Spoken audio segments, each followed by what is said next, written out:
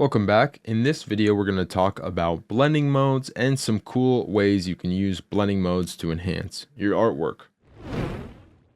So first off, we're going to start with this painting I did. And if we come over here to layers, this other layer behind it is turned off. It's just a duplicate of this layer. And we're going to experiment with some blending modes. So if we create a new layer on top and we grab an all green color, and let's choose a super giant brush. I'm going to go into my Sketchy Inkers pack, go to Vector Chonk, which is just a really big brush. And I'm going to cover the whole screen in green. So if we come over here to the little N and we press it, it's going to open up all of our blending modes. The first section is going to be, additive blending modes. So multiply, darken, color burn, linear burn, darker color. These are going to be, compiling your color onto the layer. The next ones are going to be, lighter ones. So we have lighten, screen, color dodge, add, lighter color, and overlay. This is going to be a little bit softer adjustments and more on the lighter side of thing.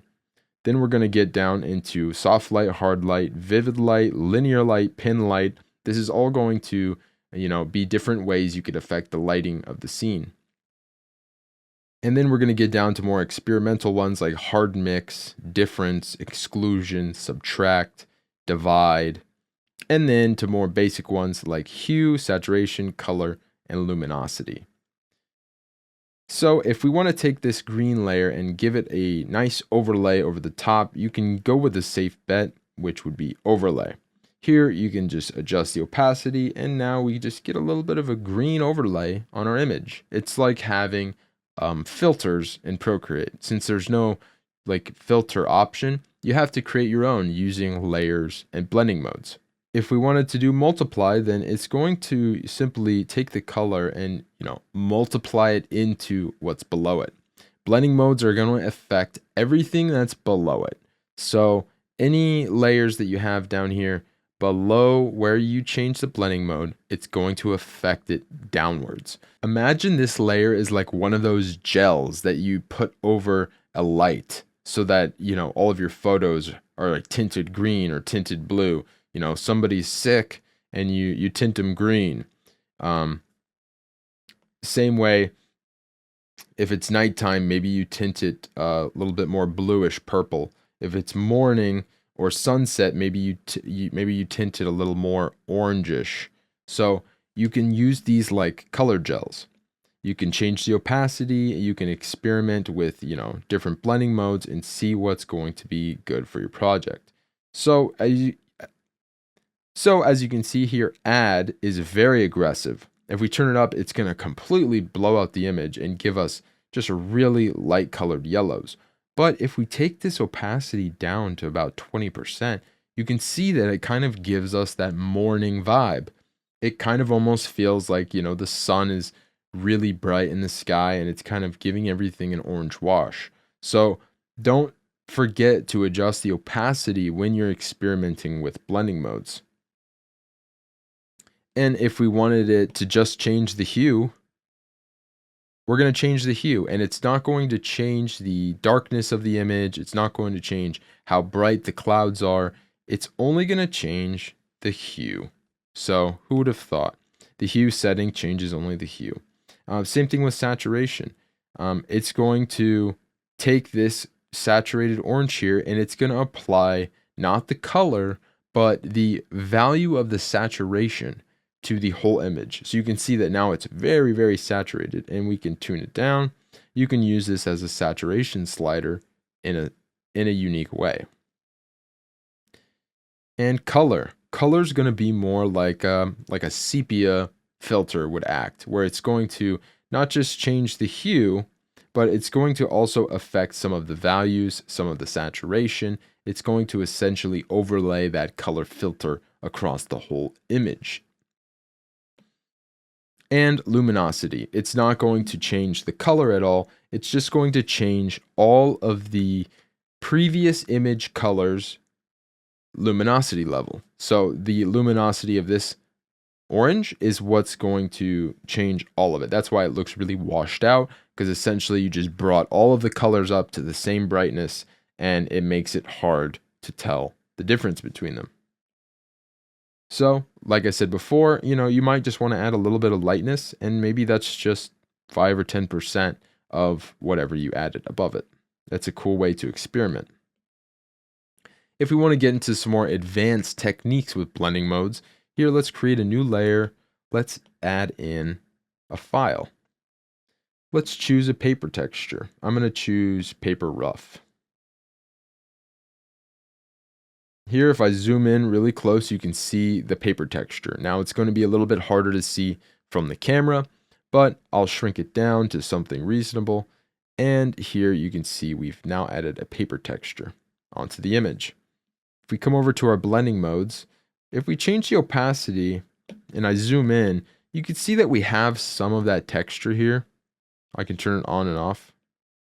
You see I've added a little bit of that texture, but it's kind of weak because we're just adding like a small percentage of opacity of the texture.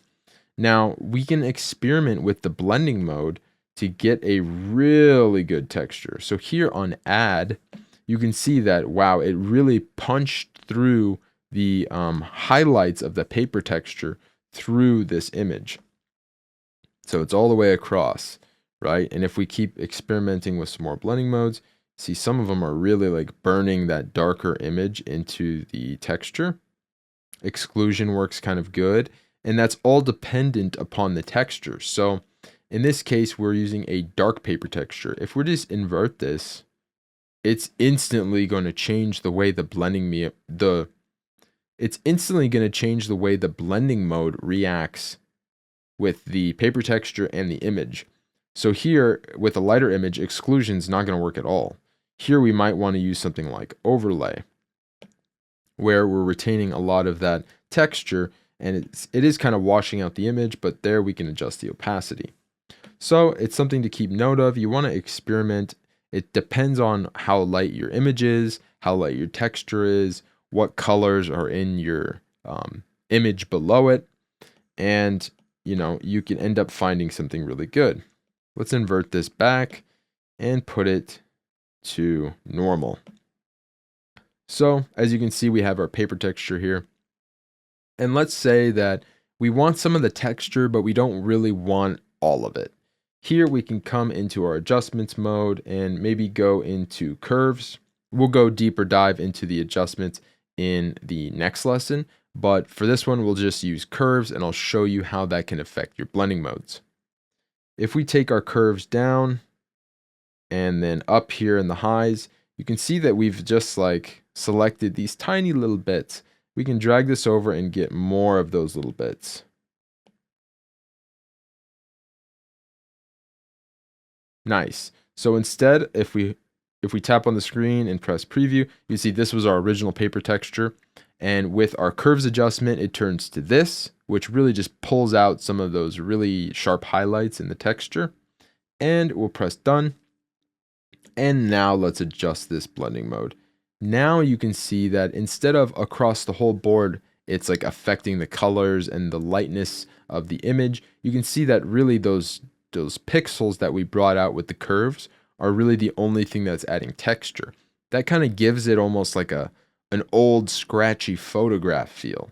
So by using a paper texture, really ramping up the curves of it, making it very high in contrast, and then using a blending mode like screen, we've essentially laid that texture right on top of the image and given it a kind of weathered old photograph feeling. So that's another example of how you can be using blending modes to edit your artwork and come up with some pretty cool texture effects. So you're going to want to experiment with that stuff, and it's not a one size fits all. Every blending mode is going to feel different depending on what layer you're using and what's below it. So spend some time with it, and before you know it, you'll be flicking through blending modes. You don't need to be crazy about memorizing all this stuff, because since it's so different each time, just give it a scroll. Find out what you like, adjust the opacity, and you're good to go. Anyways, I hope you enjoyed this lesson. In the next one, we're going to be going into all of the adjustments here. There's a ton here, and they help with lots of filtering and effects inside Procreate. So I hope to see you in the next one.